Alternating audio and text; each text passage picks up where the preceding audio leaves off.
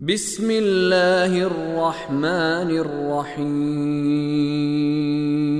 ولا يحض على طعام المسكين فويل للمصلين الذين هم عن صلاتهم ساهون۔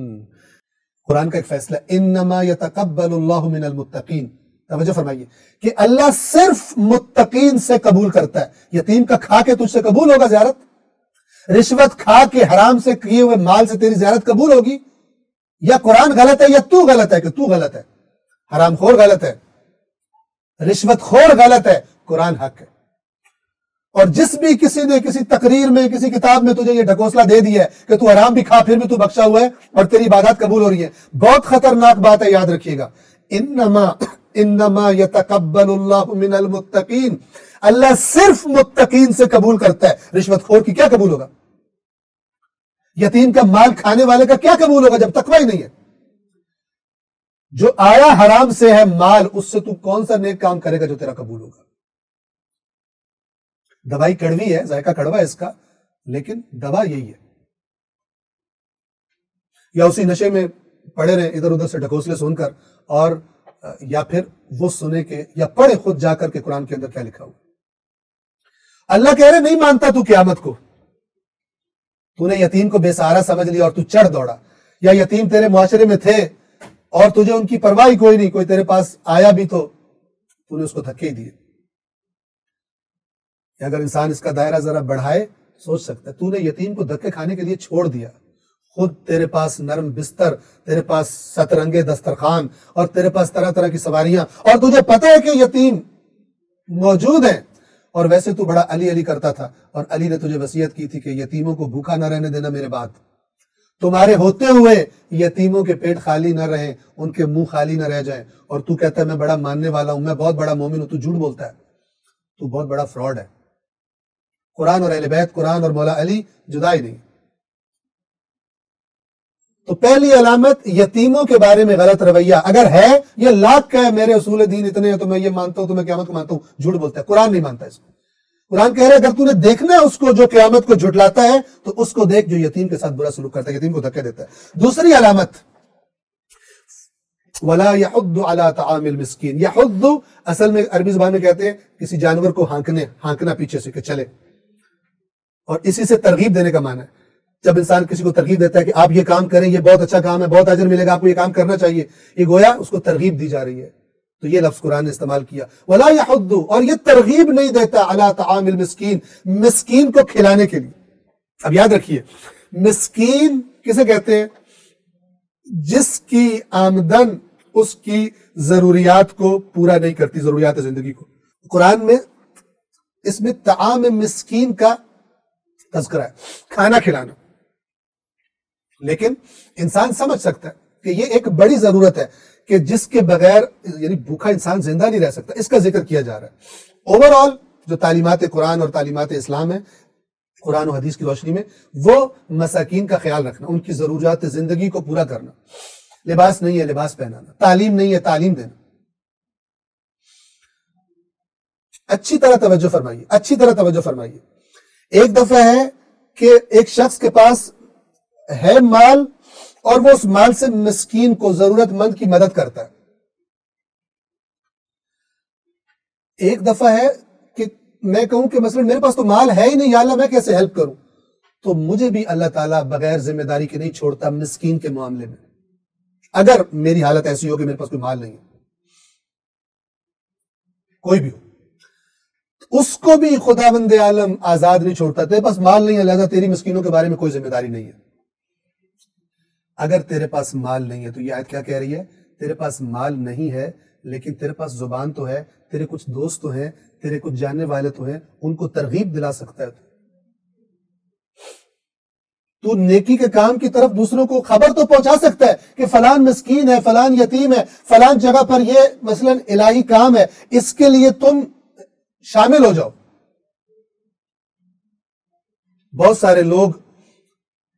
کہ جن کے پاس دنیا کا مال نہیں تھا اس لیے بڑے بڑے اجر میں شریک ہو جائیں گے، چونکہ خود تو نہیں تھا لیکن دوسروں کو بتایا، متوجہ کیا کرتے تھے، ترغیب دیا کرتے تھے، البتہ اپنی عزت نفس کو ملحوظ رکھتے ہوئے، ایسے انداز میں نہیں کہ انسان کی اپنی عزت نفس مجروح ہو جائے اور لوگ بدگمانی کریں گے یہ شاید خود کو جس نے کھانا ہوتا ہے اس لیے کہتا رہتا ہے، اچھے انداز میں، باعزت انداز میں، حکمت کے ساتھ، دانائی کے ساتھ۔ یہ دو علامتیں، پس ہم بات کو مختصر کریں، یہ دو علامتیں جس میں پائی جاتی ہیں یتیم اور مسکین کے بارے میں غلط رویہ۔ قرآن کہہ رہا ہے، اللہ جو طبیب ہے انسانوں کا سب سے بڑا، بتا رہا ہے کہ تو بیمار ہے اور بڑی مہلک بیماری میں مبتلا ہے، تو قیامت کو نہیں مانتا۔ اگر تجھے یہ پتا ہوتا کہ تو نے اپنے ان رویوں کا حساب دینا ہے اور جس کو حساب دینا ہے اس کو یہ رویے سخت ناپسند ہیں، تو تو بڑا الرٹ ہوتا، تو بڑا ہوشیار ہوتا، ان کاموں میں تو بڑا ایکٹیو ہوتا۔ اب یہ عام دو صفات بیان کی اور پھر اسی قیامت کو جھٹلانے سے اب یہ بڑا عجیب ہے مسئلہ، مربوط کیا جا رہا ہے ان نمازیوں کو جو نماز کے بارے میں سستی اور غفلت کا شکار ہوتے ہیں۔ بے نمازیوں کی بات نہیں ہو رہی، بے نمازیوں کی بات نہیں ہو رہی، توجہ فرمائیں۔ آیت نمبر 4، فَوَيْلٌ لِّلْمُصَلِّينَ، ویل کا معنی ہم نے سورہ حمزہ میں بیان کیا تھا۔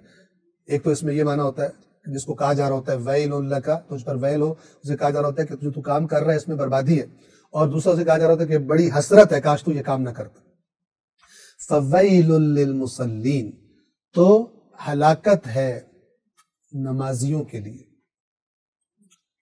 یہاں پہ میں اشارہ کر دوں، بعض لوگ اللہ کی آیات کا مذاق اڑاتے ہیں۔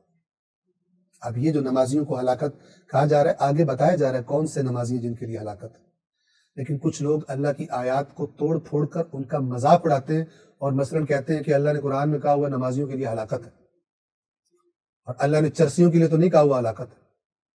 مثلاً ایک چرس پینے والا یا ایک بھنگ پینے والا کیا کہتا ہے؟ قرآن میں ہے نا فویل للمصلین، نمازیوں کے لیے ہلاکت ہے، قرآن میں کہیں دکھا دو لکھا ہو چرسیوں کے لیے ہلاکت ہے، بھنگیوں کے لیے ہلاکت ہے۔ اس قسم کے اللہ کی آیات کو توڑ پھوڑ کر مذاق اڑانے والے، بات کو اپنی جگہ سے ہٹا کر کسی اور جگہ فٹ کر کے اور لذت لینے والے اور طنز کرنے والے، یہ قرآن نے اس کی صفات بیان کی ہوئی۔ فویل للمصلین، مصلین کہتے ہیں نمازیوں کو، تو ایسے نمازیوں کے لیے ہلاکت ہے۔ آیت نمبر 5، کون سے؟ الذین هم عن صلاتهم ساہون، وہ کہ جو اپنی نماز کے بارے میں غافل رہتے ہیں۔ نہیں فرمایا فی صلاتہم ساہون، اپنی نماز میں، ایک نماز میں سہو ہوتا ہے، جیسے کسی سے مثال کے طور پہ تشہد رہ گیا یا تشہد کے لیے بیٹھنا تھا اٹھ کے کھڑا ہو گیا، اس کو نماز کے اندر سہو کہا جاتا ہے۔ اور یہاں پہ میں ایک بتا دوں، میں نے بہت سارے بعض اوقات پڑھے لکھے لوگوں کے منہ سے بھی یہ لفظ غلط سنا ہے، سین ہا اور واو، سین ہے اور واو، یہ لفظ ہے سہو، سہو، ٹھیک ہے؟ بعض لوگ اسے کیا بولتے ہیں؟ سہو، مجھے نماز میں سہو ہو جاتا ہے، تو یہ غلط ہے۔ اسی طرح بعض لوگ لغو کو بولتے ہیں لغو، لغو گفتگو کر رہا تھا، وہ لغو نہیں ہوتا، لغو ہوتا ہے، اور سہو نہیں ہوتا، سہو ہوتا ہے۔ تو بہت سارے لوگ بعض اوقات اچھے بھلے دنیاوی طور پہ پڑھے لکھے ہوتے ہیں لیکن اس معاملے میں یعنی یہ اس غلطی کا شکار ہو جاتے ہیں، تو انشاءاللہ درستگی فرما لیں گے۔ فی صلاتہم، نماز کے اندر سہو ہونا، جیسا میں نے عرض کیا، اٹھ کے کھڑا ہونا تھا، بیٹھ گیا تشہد کے لیے، یا بیٹھنا تھا اس سے سہو ہو گیا، یہ نادانستہ ہوتا ہے، عمدی اور جان بوجھ کر نہیں ہوتا۔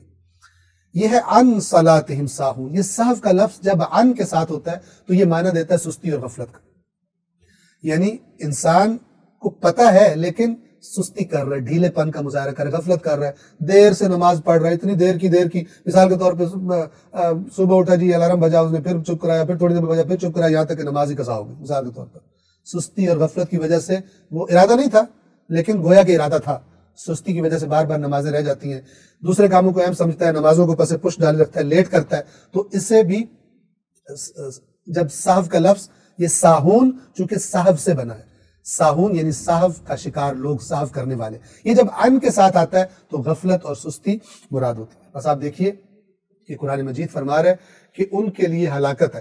اب اس ہلاکت سے کیا مراد ہے؟ اگر اور کچھ مراد نہ ہو تو کم از کم یہ مراد ہے کہ وہ دیکھیں گے اگر یہ نمازیں جو ہم نے ڈھیلی ڈالی پڑھی تھی، اگر ہم نے ان پر توجہ دی ہوتی، ان نمازوں کو صحیح تھوڑی محنت کی ہوتی، اہمیت دی ہوتی، تو یہ نمازیں کہاں پہنچا سکتی تھی۔ جیسے ہم نے سورہ قاریہ میں عرض کیا کہ نماز ایک عمل صالح ہے، اس کا وزن ہلکا بھی ہو سکتا ہے، اس کا وزن بھارا بھی ہو سکتا ہے۔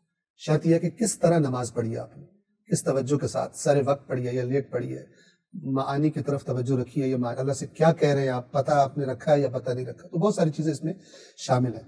ہر طرح کی غفلت کو آپ لے آئیں وہ اس ساہون میں شامل ہے۔ انسان قیامت کے دن پچھتائے گا کہ کاش میں نے یہ ٹوٹی پھوٹی نمازیں نہ پڑھی ہوتی۔ اسی لیے اصول کافی کے اندر بھی موجود ہے، دیگر کتب میں بھی، کتب روایات میں امام جعفر صادق علیہ الصلوۃ والسلام سے منقول ہے، وقت شہادت فرمایا جو لوگ موجود ہیں جمع کرو، جب جمع ہو گئے تو مفہوم بیان کر رہا ہوں میں، تو اس کے بعد فرمایا کہ میرے شیعوں کو یہ پیغام دے دینا کہ ہماری شفاعت نماز کو ہلکا سمجھنے والوں کو نصیب نہیں ہوگی۔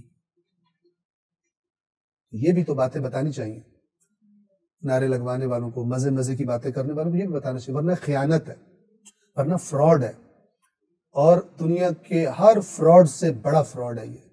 چونکہ ہم عرض کیا کرتے ہیں کہ دنیا میں اگر فراڈ ہو گیا، آپ کی ساری جمع پونجی لٹ گئی، کتنا عرصہ آپ کو دنیا میں رہنا ہے، گزر جائے گا۔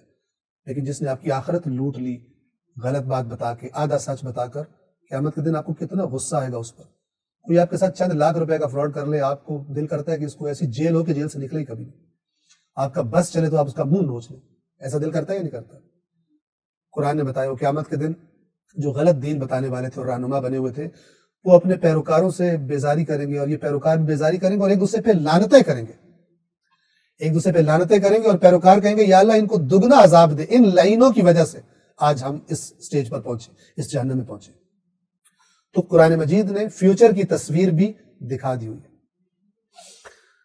الذین هم عن صلاتهم ساہون، جو وہ نمازی کے جو اپنی نمازوں کے بارے میں غفلت کا شکار ہے، یعنی ڈھیلا، روٹین میں ڈھیلا ہے نماز کے بارے میں، غافل ہے، پتہ نہیں چلتا کیا کر رہا ہے، کب کر رہا ہے۔